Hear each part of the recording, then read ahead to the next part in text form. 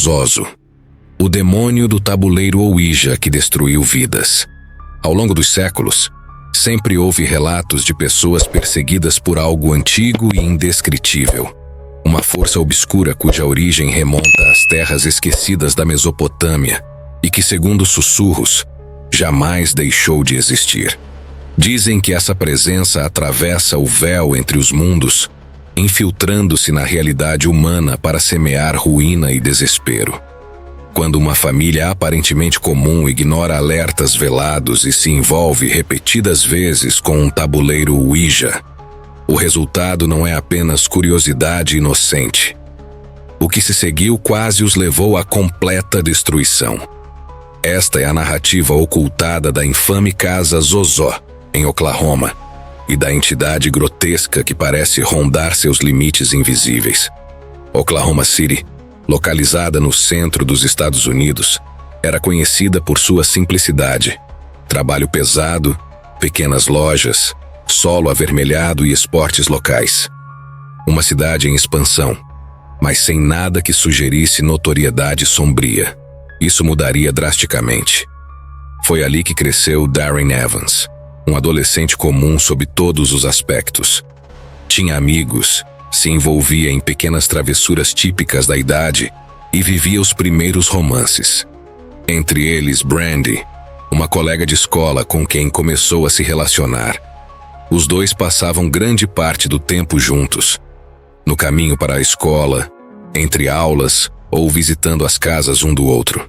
Certo dia, durante uma obra de encanamento sob a residência de Brandy, algo inesperado veio à tona. Ao cavar sob a fundação, o encanador encontrou um objeto antigo, coberto de terra compactada. Um tabuleiro Ouija. Parte das letras permanecia enterrada, enquanto o verso era tomado apenas por tons escuros e desbotados. Próximo a ele, havia uma camisa velha e sem identificação. O achado tornou-se ainda mais perturbador quando se notou que, nos 4 cantos do tabuleiro, repousavam frascos antigos, também sujos de terra. Ao limpar cuidadosamente os recipientes, o conteúdo revelou-se macabro. Corpos de melros em avançado estado de decomposição, ainda manchados por resíduos de sangue coagulado. Assustados, mas tomados por uma curiosidade inquietante, Darren e Brandy separaram os frascos e tocaram no tabuleiro. No instante em que seus dedos o alcançaram, algo pareceu despertar. Uma ligação imediata e inexplicável se formou, como se o objeto reconhecesse quem o tocava. Aquela curiosidade inicial rapidamente se transformaria em fixação. O tabuleiro foi levado para dentro da casa e mostrado à mãe de Brandy, praticante da Wicca. Mesmo com seu envolvimento espiritual, ela afirmou não saber como aquele objeto fora parar sob a casa, nem quem o teria enterrado ali. Dias depois, movido por fascínio e pela típica ousadia juvenil, Darren decidiu usar o tabuleiro. Admirador de música, escolheu tentar contato com Ronald Belford Scott, o vocalista do AC/DC, falecido em 1980. Em uma noite silenciosa, cercado por velas acesas, posicionou o tabuleiro à sua frente e colocou o marcador sobre as letras. Por longos minutos, nada aconteceu. Ainda assim, Darren sentia algo pulsando sob a superfície. Uma presença latente, esperando. Após cerca de meia hora, o marcador começou a se mover lentamente. Em seguida, passou a deslizar com violência crescente, indo de Z a O repetidas vezes, formando um nome estranho: Zozo. Atônito e tomado pelo medo, Darren tentou encerrar a sessão. Antes que pudesse fazê-lo, o marcador soletrou uma mensagem final: "Vejo você no inferno." Em seguida, foi arremessado com força para o outro lado do cômodo. Em pânico, Darren fugiu do quarto tentando compreender o que havia despertado. Mas aquele foi apenas o primeiro sinal de algo muito pior. As noites seguintes foram dominadas por sonhos aterradores. Ele despertava paralisado, incapaz de gritar ou se mover, enquanto vozes sussurravam ao pé de seus ouvidos. Durante o dia, a casa era tomada por batidas inexplicáveis e ruídos secos, como se algo transitasse por trás das paredes. A sensação constante de estar sendo observado nunca o abandonava. Ainda assim, em vez de fugir, Darren buscava respostas. As perguntas se acumulavam, e o desejo de compreender a origem daquilo que havia encontrado o empurrava de volta ao tabuleiro. Contra toda lógica, ele continuou as sessões. Mais tarde, ele descreveria essas experiências como intensas além de qualquer coisa que já tivesse presenciado. Gemidos profundos ecoavam pelas paredes, e após cada sessão, os sintomas se agravavam. A paralisia do sono tornou-se frequente, e o isolamento social passou a ser inevitável. Mesmo após prometer a si mesmo que jamais repetiria aquelas práticas, Darren retornava ao tabuleiro. Quando não estava em uso, ele o envolvia em seda roxa e o guardava no armário do quarto. Ainda assim, o objeto frequentemente desaparecia, reaparecendo dias depois, como se jamais tivesse sido movido. Zoso não havia sido invocado apenas uma vez. Ele havia sido convidado a ficar. Por vezes passavam-se dias inteiros antes que Darren encontrasse o tabuleiro no local onde jurava tê-lo guardado. Quando se preparava para iniciar outra sessão, o objeto simplesmente não estava lá, como se tivesse sido removido. Mais tarde surgia novamente em momentos aleatórios, dando a impressão inquietante de que não era ele quem decidia quando usá-lo. O tempo avançou, os anos se acumularam, e as sessões continuaram, sempre retornando como um ciclo impossível de romper. Darren jamais abandonou o uso do tabuleiro Ouija. Com o passar do tempo, passou a convidar amigos para participarem dos rituais. A presença de testemunhas parecia confirmar que ele não estava imaginando tudo aquilo. Mas essa validação trouxe pouco alívio, considerando a tragédia que se desenharia adiante. Seu amigo mais próximo chamava-se Randy. A amizade entre os dois nasceu ainda no ensino médio, unida pela devoção compartilhada pela banda AC/DC. Desde então, tornaram-se inseparáveis. Ambos idolatravam Bon Scott, o vocalista falecido, cuja vida marcada por excessos acabou influenciando mais do que deveria aqueles jovens impressionáveis.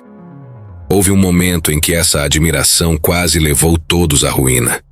Naquela fase, Darren já morava sozinho, em um pequeno apartamento, trabalhando na construção civil. Certo dia, enquanto escavava o solo em um canteiro de obras, deparou-se com algo perturbadoramente familiar. Entre a terra removida surgiu um frasco antigo. Ao limpá-lo para descartá-lo, seu estômago se revirou. Dentro havia um pássaro negro, exatamente como os encontrados anos antes junto ao tabuleiro enterrado sob a casa de sua antiga namorada. A coincidência parecia absurda demais para ser ignorada. Encontrar aquilo, enterrado profundamente no solo, despertou uma inquietação visceral. Darren não tinha provas, mas seu instinto gritava que aquilo não era obra do acaso. Algo, ou alguém, parecia conduzir os acontecimentos. Talvez pessoas estivessem deliberadamente evocando a entidade conhecida como Zoso. Com qual propósito, porém, permanecia um mistério. Em 1985, Darren e Randy estavam no apartamento quando decidiram realizar mais uma sessão. Randy insistiu em tentar contato com Bon Scott. As luzes foram apagadas, velas acesas e o tabuleiro posicionado. Poucos minutos depois, o marcador começou a se mover. Randy declarou em voz alta que queria falar com o vocalista do AC/DC. A resposta foi imediata. O indicador girou lentamente até formar uma expressão informal. "Ai, mate!" Os dois se entreolharam arrepiados. A entidade utilizava gírias australianas, detalhe que reforçou a ilusão, já que Bon Scott era australiano. Após várias perguntas respondidas com precisão perturbadora, ambos estavam convencidos de que falavam com seu ídolo. Então veio o pedido. A entidade solicitou que acendessem um cigarro e o colocassem em um recipiente improvisado, como se estivesse prestes a fumar. Entre risos nervosos e medo, eles obedeceram. Acenderam cigarros, deram algumas tragadas e deixaram um deles oferecido. Em seguida, o tabuleiro soletrou "Obrigado". Para o horror absoluto dos dois, a brasa começou a se intensificar sozinha, como se alguém invisível estivesse tragando o cigarro. A diversão macabra cessou abruptamente.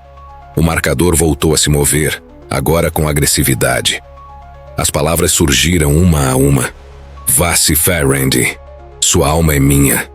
Nos veremos no inferno. Zozo." Em pânico, encerraram a sessão às pressas, gritando despedidas e arremessando o tabuleiro pela porta da varanda do segundo andar. Randy, transtornado, passou a insultar a entidade com fúria cega. Horas depois, o tabuleiro foi devolvido por um vizinho do andar inferior. Nada voltou a ser normal após aquela noite. Nos anos seguintes, a vida de Randy desmoronou. Influenciado pelo estilo de vida de seu ídolo, afundou-se no alcoolismo. O casamento acabou, restando-lhe apenas a guarda compartilhada do filho. Oportunidades de recomeço surgiram, mas ele parecia incapaz de enxergá-las. Costumava dizer a Darren que se sentia preso, encarcerado em uma existência da qual não conseguia escapar. Em 2005, movidos por nostalgia e talvez por negação, os dois realizaram uma última sessão juntos. Randy perguntou ao tabuleiro como morreria. A resposta foi direta e fria. Sozinho, em um carro durante a noite. 2 anos depois, após passar a noite com Darren, Randy se despediu com palavras que gelaram o ar. "Darren, nos veremos no inferno." Na manhã seguinte, Darren recebeu uma ligação de Alicia, namorada de Randy, informando que ele não havia voltado para casa. Pouco depois veio a confirmação. Randy havia morrido em um grave acidente, sozinho, dentro de um carro, à noite. Exatamente como fora anunciado. A morte do amigo, somada aos anos de contato com Zozo, empurrou Darren para uma obsessão profunda. Em busca de respostas, mudou-se para uma casa em Oklahoma City que mais tarde ficaria marcada pelo nome da entidade. Foi ali que as manifestações mais violentas se voltariam contra ele e sua família. Consumido pelo ocultismo, Darren passou a colecionar tabuleiros Ouija e outros artefatos. Iniciou estudos sistemáticos, tentando compreender a origem daquilo que o perseguia. Mas a casa parecia viva, reagindo às investigações. Certa noite, durante uma sessão com sua esposa, Kathleen, enquanto a filha dormia em outro quarto, Zozo voltou a se manifestar. Desta vez, algo diferente aconteceu. A entidade pareceu se apoderar de Darren. Kathleen, paralisada de terror, viu algo inumano encará-la através dos olhos do marido. Ele avançou em sua direção, fora de si. Por puro instinto, ela conseguiu encerrar a sessão e fugir. Minutos depois, Darren recobrou a consciência, sem memória do ocorrido. Após isso, a atividade paranormal se intensificou. Sons inexplicáveis ecoavam pela casa. Passos, batidas, chiados, ruídos vindos de lugar nenhum. O medo era tanto que a família isolou um quarto no andar superior, chamando-o de quarto seguro. Em uma noite específica, nem todos conseguiram chegar a tempo. Darren acordou tomado por um terror esmagador e correu para o quarto seguro, mas percebeu que não podia abandonar sua família. Ao sair, ouviu os gritos da filha. Ao pé da escada, presenciou o impensável. A criança sendo erguida no ar por mãos invisíveis, levada para longe enquanto gritava por ele. Darren desceu as escadas desesperado, ouvindo os gritos abafados vindos do porão. A porta estava trancada. Com força e desespero, conseguiu arrombá-la e encontrou a filha em estado de choque. Ele a carregou até o quarto seguro, onde a família permaneceu encolhida, ouvindo a casa se mover ao redor deles. Após essa noite, ficou claro que precisavam fugir. Mudaram-se assim que possível. Ainda assim, o impacto daqueles eventos marcou Darren para sempre. Seu fascínio por Zoso não diminuiu, apenas se transformou em uma busca obsessiva por respostas. Em 2009, tentando compreender a verdadeira natureza da entidade, Darren publicou seus relatos em um antigo fórum paranormal. Desde então, incontáveis pessoas passaram a relatar experiências semelhantes, como se o nome Zoso, uma vez pronunciado, jamais deixasse de ouvir. Muitas pessoas passaram a relatar seus encontros com essa força demoníaca, experiências que Darren reuniu, analisou e comparou cuidadosamente em seu próprio site. No entanto, esses relatos não pertencem apenas ao mundo contemporâneo. Muito antes do século XXI e até mesmo do século XX, histórias semelhantes já circulavam, atravessando eras como ecos de algo que jamais desapareceu.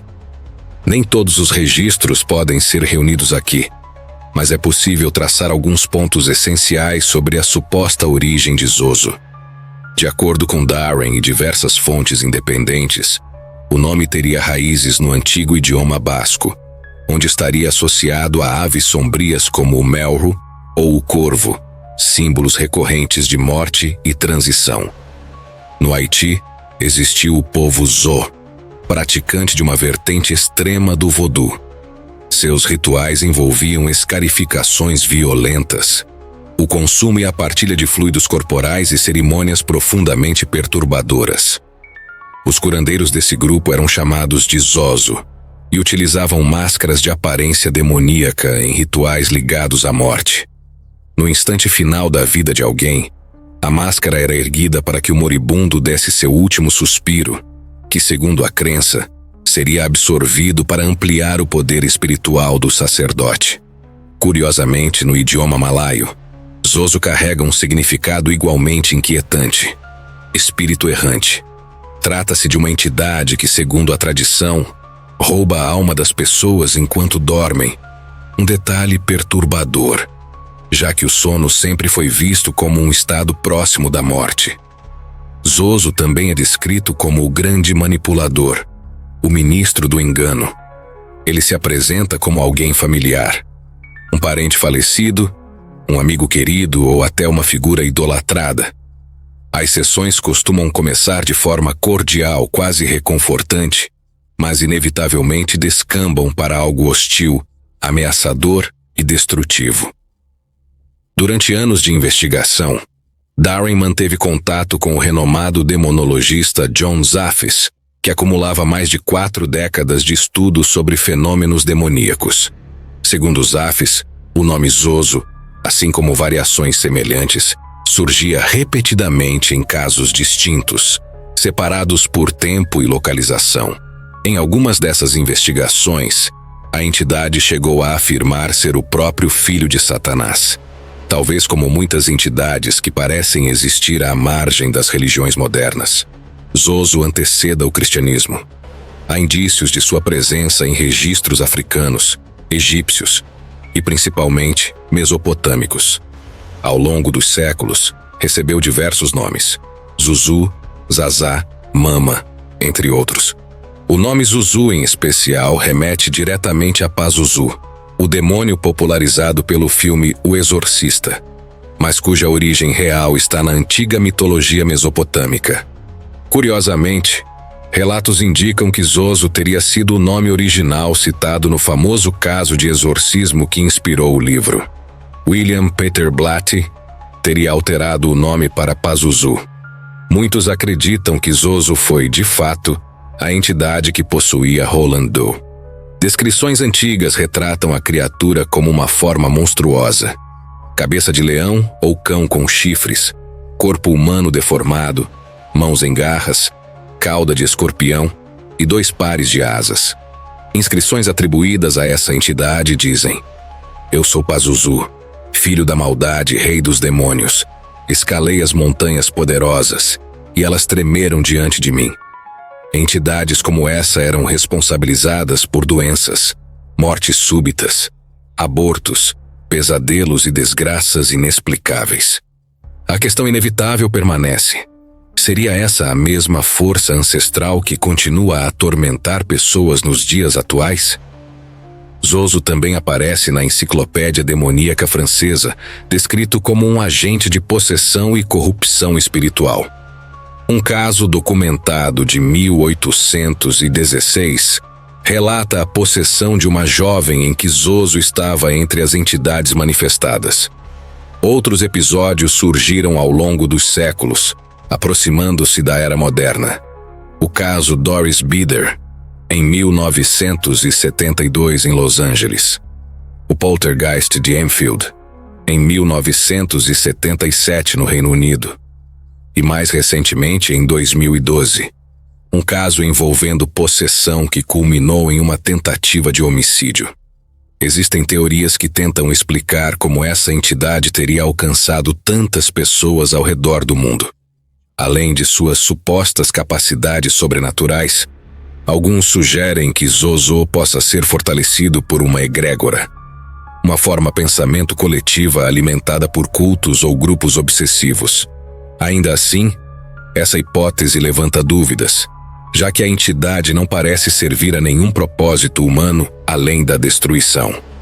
Há relatos de pessoas que, durante sessões, foram instruídas a recitar frases em hebraico ou latim, um detalhe que reforçou a crença de que a inteligência por trás do fenômeno era real e consciente. Outro ponto intrigante é o simbolismo da letra Z. Em versões antigas do alfabeto latino, ela teria sido evitada por ser considerada sinistra. A pronúncia provocaria uma expressão facial associada à morte, como um reflexo cadavérico, e era vista como uma sombra distorcida da letra S. Talvez Zoso utilize esse nome como uma assinatura, uma marca deixada para quem sabe interpretar, seja para o divino, seja para algo ainda mais antigo. Independentemente das teorias, surge a pergunta inevitável: como reconhecer a presença dessa força?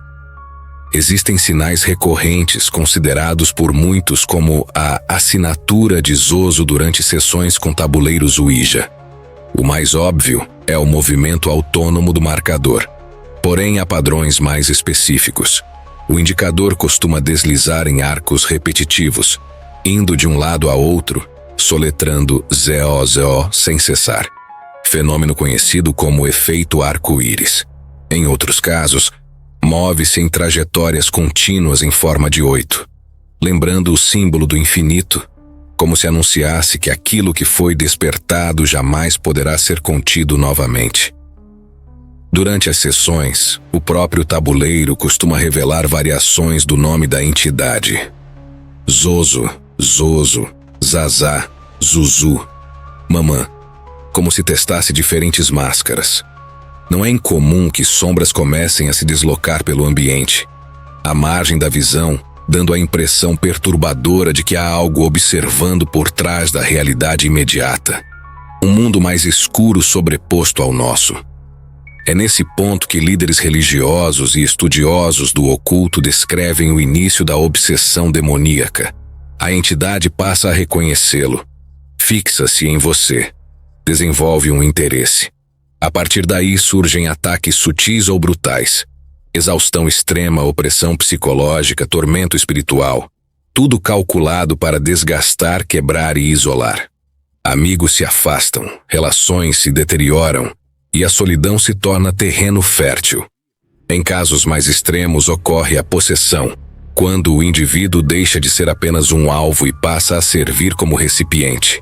Tudo isso, em qualquer perspectiva, é profundamente aterrador. Até hoje, Darren Evans segue investigando o chamado fenômeno Zoso. Ele participou de incontáveis investigações paranormais, eventos públicos e privados, programas de rádio, entrevistas e podcasts. Ao longo dos anos, reuniu relatos próprios e de terceiros, cruzou dados históricos e documentou encontros que variam do inquietante ao absolutamente perturbador. Em 2016, condensou décadas de pesquisa em um livro intitulado O Fenômeno Zoso, onde explora com mais profundidade a entidade e suas possíveis origens.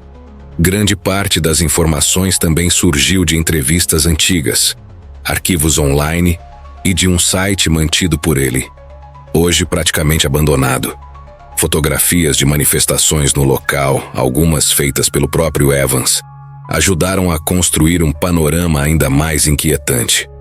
Mas resta a grande pergunta: Zoso realmente existe? Seria uma força ancestral, um culto esquecido, uma divindade pré-cristã, ou apenas a personificação coletiva do medo humano? Para alguns, tudo não passa de invenção. Para outros, seria impossível que milhares de pessoas ao longo de gerações espalhadas pelo mundo estivessem participando de uma farsa elaborada por tanto tempo. Talvez jamais haja uma resposta definitiva.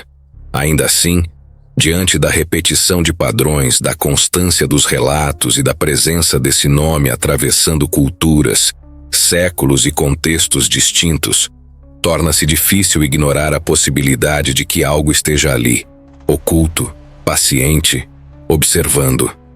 Acredito que existam forças que permanecem nas sombras, além do alcance dos sentidos, esperando apenas uma brecha. E abrir portas sem saber fechá-las é sempre um risco. Por isso, o aviso final é simples e direto. Não brinque com tabuleiros Ouija. Eles não são jogos.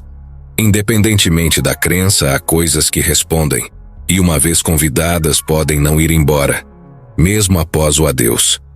Se você chegou até aqui, agradeço profundamente por ter acompanhado esta história. Se puder, deixe seu apoio.